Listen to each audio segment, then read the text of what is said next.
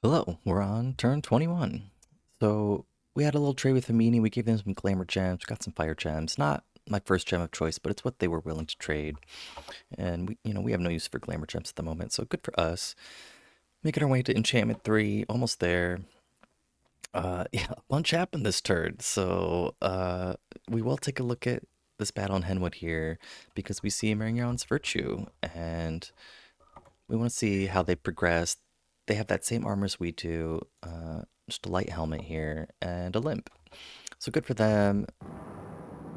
They have Fire Shield researched, and yeah, nothing from Samacia. So if we remember, these are their cap only skin shifters. So pretty good units, and they're pretty expensive as well. I think they're 40 gold each. Don't have magic weapons, right? And so they hit very, very hard. They could get through Mist Form and potentially pop it. And so we see a lot of one hits going off. Um, been hit 8 times, right? But Mist Form's still active. So with a very good roll of dice, they could pop Mist Form, but still unlikely with that 25 invulnerability. And of course, the crossbow aren't going to do anything with the air shield, right? Or very unlikely. And so she does clean up. And yeah, pretty big loss for Samisha here. Yeah, they are 40 gold each. Lost all 18 of them. Also not cheap, these Jude Warriors. And then their crosswind are just 10 gold. Um, so Zamisha hasn't been able to deal with Marigon's Virtue yet, so it's good for them. And we found a couple magic sites in Farron, and gem deposits are actually huge here because we already have a castle, so we get even more gold benefit from that. And then our first nature gem with the fungus forest. And yeah, so Alma's attacked Pythium, and we kind of had some communication before this turn. You see, we bumped here, right? But we were in different time zones, and we kind of submitted orders before we saw each other's communications. I can get back to it. So with this army, Alma has no problem taking on Pythium's PD, right? They have some of their rangers, which crossbowmen with pretty good damaging melee, right? Good axe attack, and then their heavy cavalry, if we remind ourselves of their Bless, Undying 6, Enchanted Blood, Blood Surge, MR +1. So they also try to shore up the MR problem of just having a horse, right? But still only 8, and the rider itself, still only goes up to 10, so it's not superb. But they have the great armor, and of course they're going to clean up here. We don't need to watch that. But then for us, right, when we bump, it's our Virtue. And so yeah, we know she can handle indie heavy cavalry, but can she handle sacred heavy cavalry of Ulm? That's the question. So she flies right into them, and again, kind of like what we just saw with those hard-hitting skin shifters with the charge tag on the lance. They could potentially pop her mistform with the high roll. We see less off lashes going off because they have much better morale. We still negate some attacks, right? Like, but she's getting her ass down pretty significantly, down 10. So they're pretty much gonna hit her. And finally gets off a shockwave. Doesn't kill, but a lot of damage. Can she get another one? There it is, a couple riders down. There we go. So she's fine. It looks like she only gets hit through the invulnerability once there. Uh, if I'm reading that correctly. It's pretty good for her. And yeah, the crossbow's just very unlikely to be effective. She switches to Fire Blast. Is that the first one? Let's see. So that's 2 Fire Blasts. But she had good fatigue before that point, right? And then it skyrockets, but she's fine. If we just had her attack, she'd probably kill a lot more of these crossbowmen, but for a bump, not great for Ulm, right? They lose expensive sacreds, 11 of them. But yeah, we kind of talk it out since then. We'll take a look at the map to see how that really developed, but otherwise they have no problem taking on Pythium's PD, right? So they take 3 provinces aside from the bump, and this was the biggest force that we could see. A bunch of sacreds, 26, fair amount of mages. Looks like a hero here, this vivisectionist, immortal. Summons monsters. I don't know if they summon vampires, or even just peasants, which would be kind of funny. Um, but yeah, we'll take a look at the map in a second, and then, but we want to check out this battle with Atlantis because Shambhalak is not where my fort is over here, right? And they move everything off of the siege, and they even have some reinforcements. They brought this little guy here with some troops. Still no bodyguards back there, but they marched right into just our kind of fraction force that was not set up to fight independently. Certainly not this many troops. And we see the Falling Frost come in here, and if we remember, they have Farcaster on their bless, and they can reach back as far as we are. So they have tested that on where to put their mages to get all the way in the back with Farcaster. But Falling Frost has good range, if I remember correctly. And there's just so many troops here. We don't have nearly enough blockers, right? Yeah, you see Falling Frost go way back here, behind our popes even. And so it's just a matter of if they're going to achieve complete annihilation here. We're getting off Heavenly Strikes, but with only 4 popes, there's just way too many troops. And again, without the blockers, like they just don't have the time that they need. And yeah, there goes 1 pope. But luckily, they're just chasing crossbowmen, so our popes are starting to run. This top one dies. This one looks like he's going to get away. And up here, just barely. So they only have combat speed 7, and our pope has combat speed 8, actually. This one has a limp, only 4, but he still manages to get away. Just avoids death there with the Falling Frost. So we're going to have to be very careful with where I mean, there's nowhere we can set up to be safe, essentially, is what we learned here.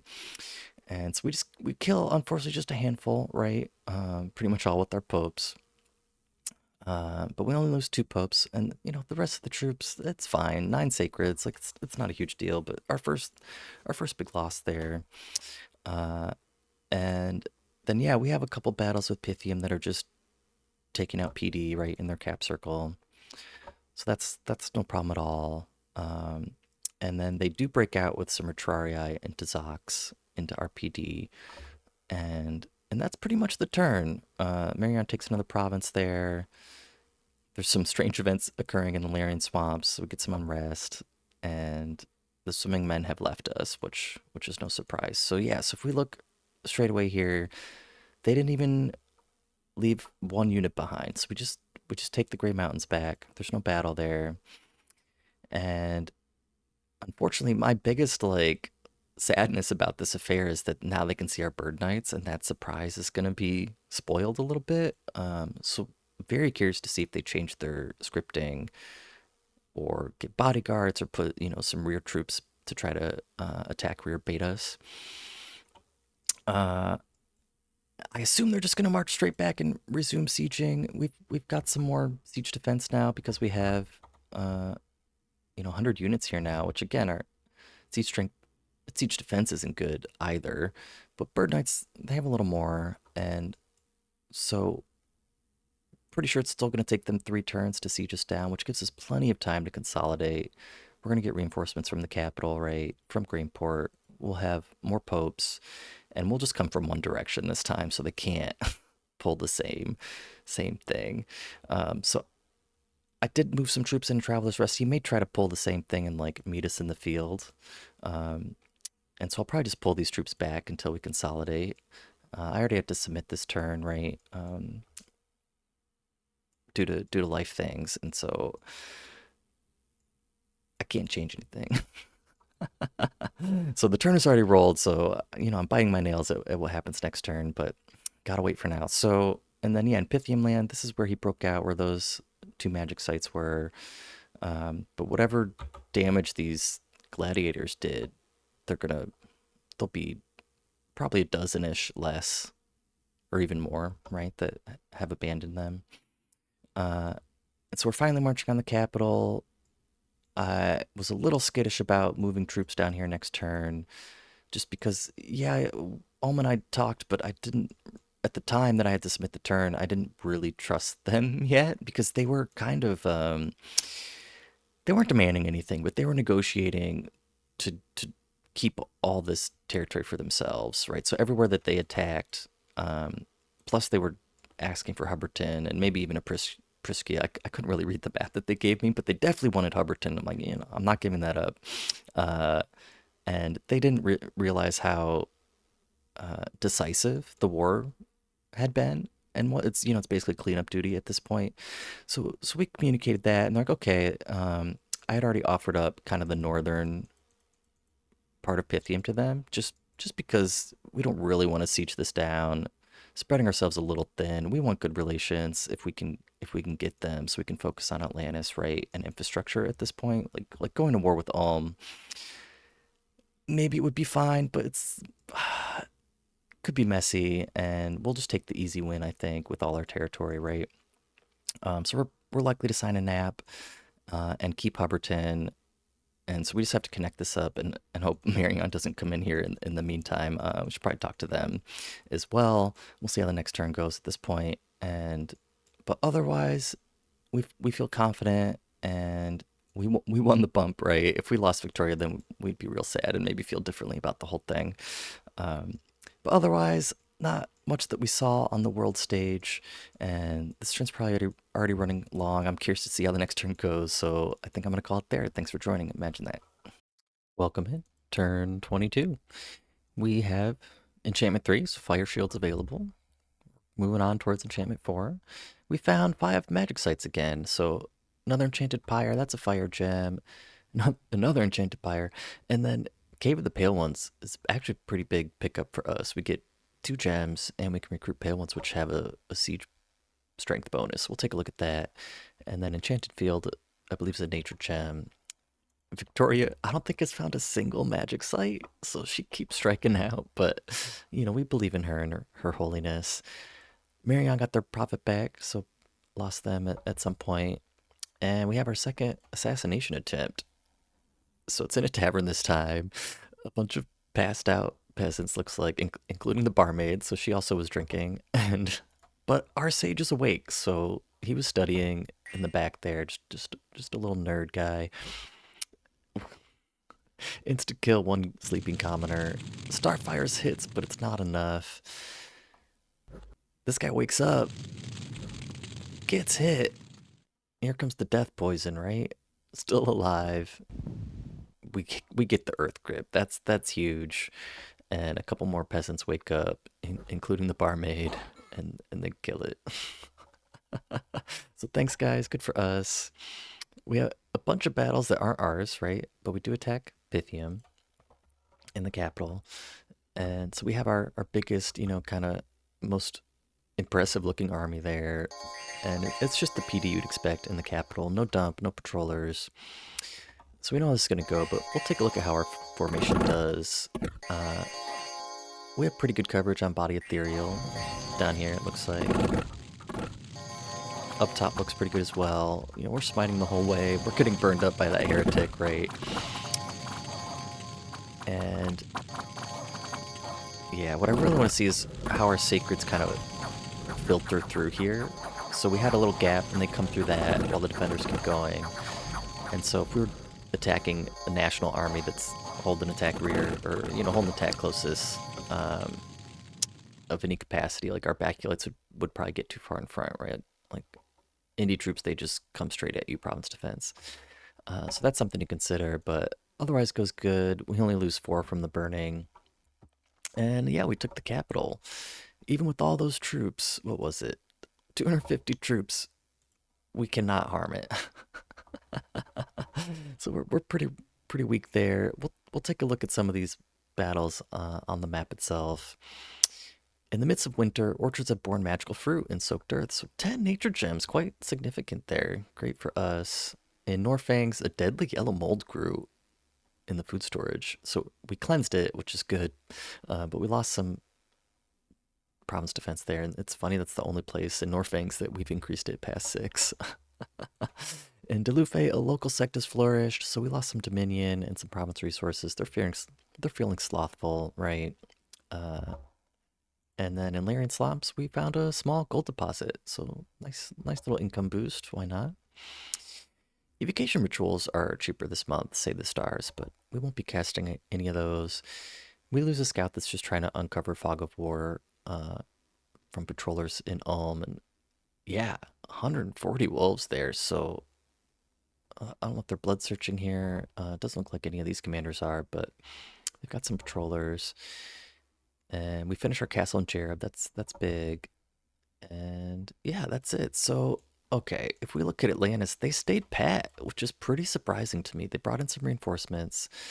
You'd think they'd want to at least raid back here. I mean, because their war effort to date, like, yeah, they won that last battle, but they basically, they're not denying me much income or giving themselves much income for being so small. But it looks like they want to just have a decisive army here. So we know they're going to have more mages, right?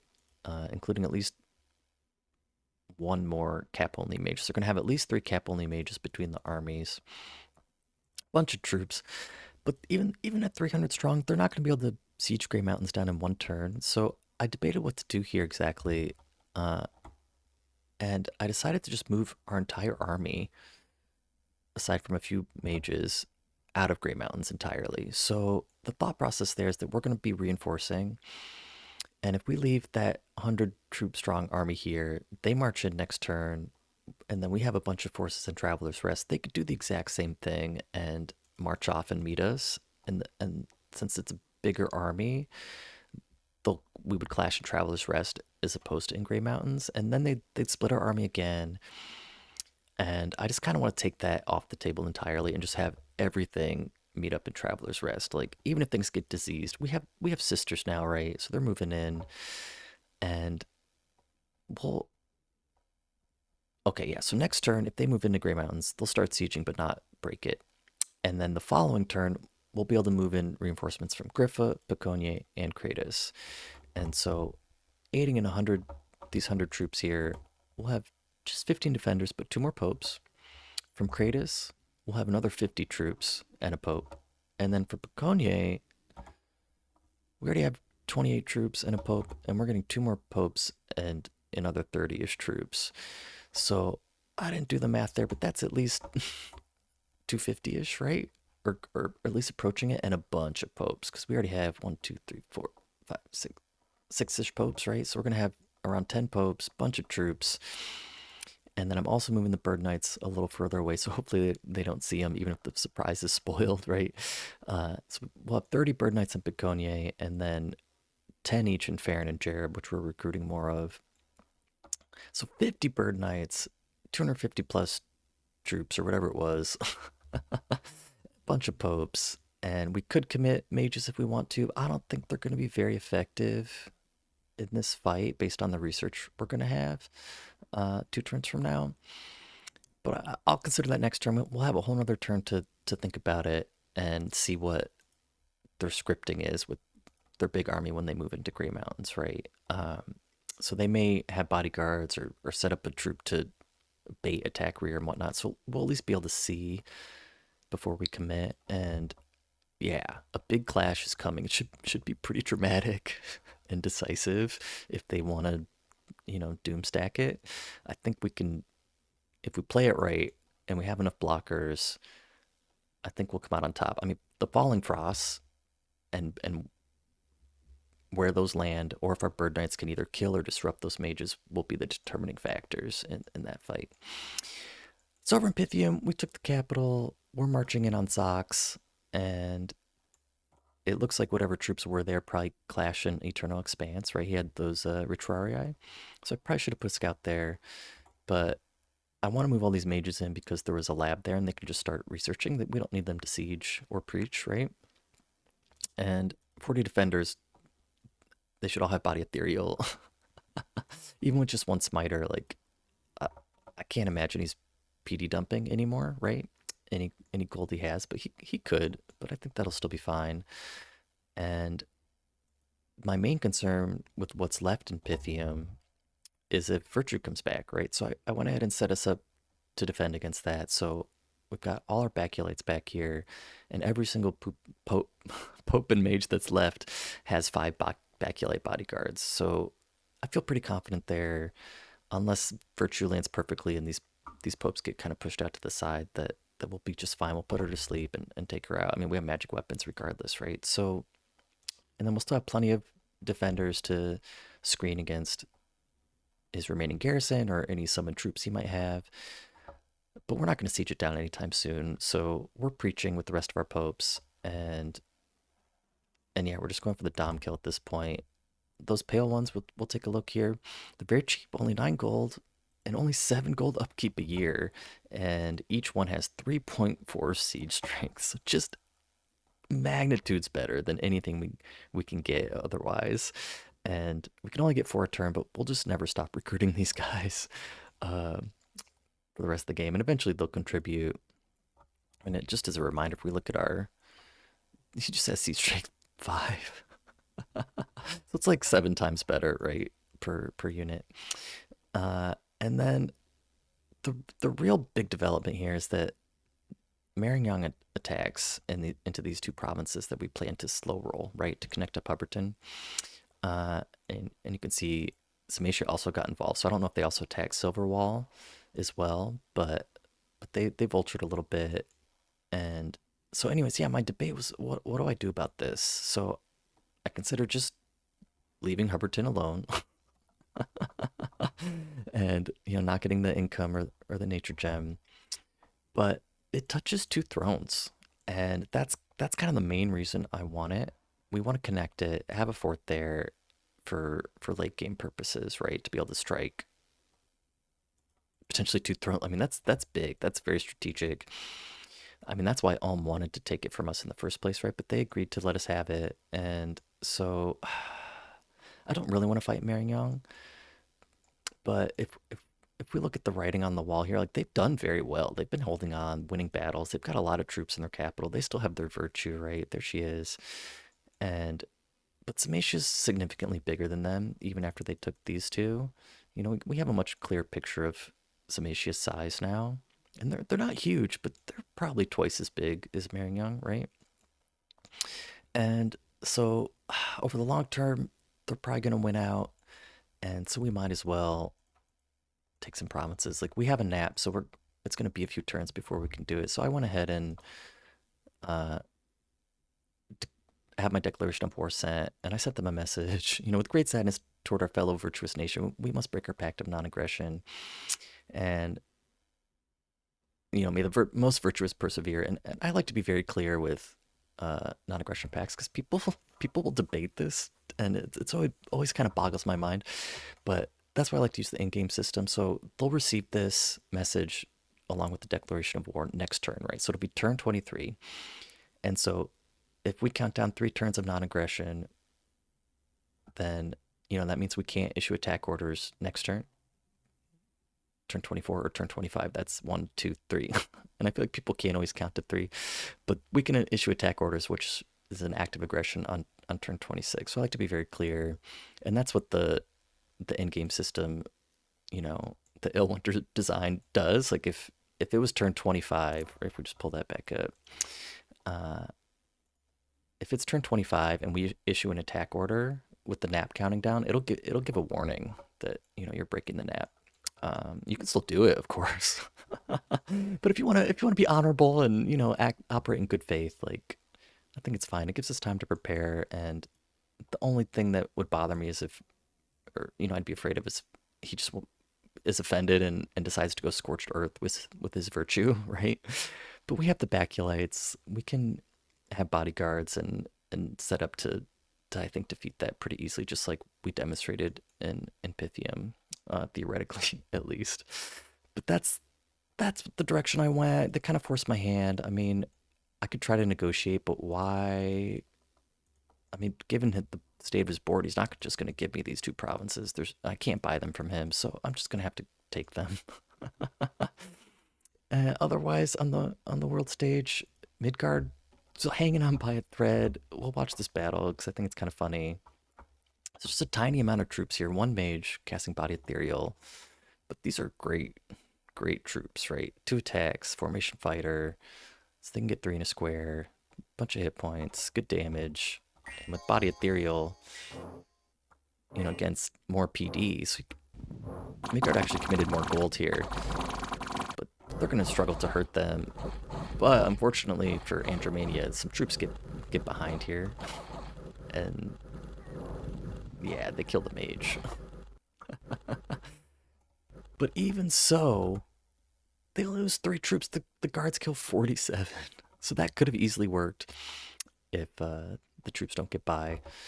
So they're hanging on there, and we see pretty much the borders of Ulm, and they're pretty big, right? They got some new provinces, you know, and I don't know if Samatia and them clash in Ulm, or if that just went indie. But I'm moving a scout in to see, and then yeah, Jomon, they still have their Earth Serpent here. I think they should attack Andromeda, personally. Like, Andromeda is far away from them. They have this great choke point here, like 1 province wide. And the Earth Serpent could get into the water here. So they could easily at least take Belagor, if not Caban, and these 2 provinces. And, like, who cares if that sours relationships, right? Like, what's Andromeda really going to do? I mean, they could get attacked. I'm not sure what Jomon's up to, what their strategy is at the moment.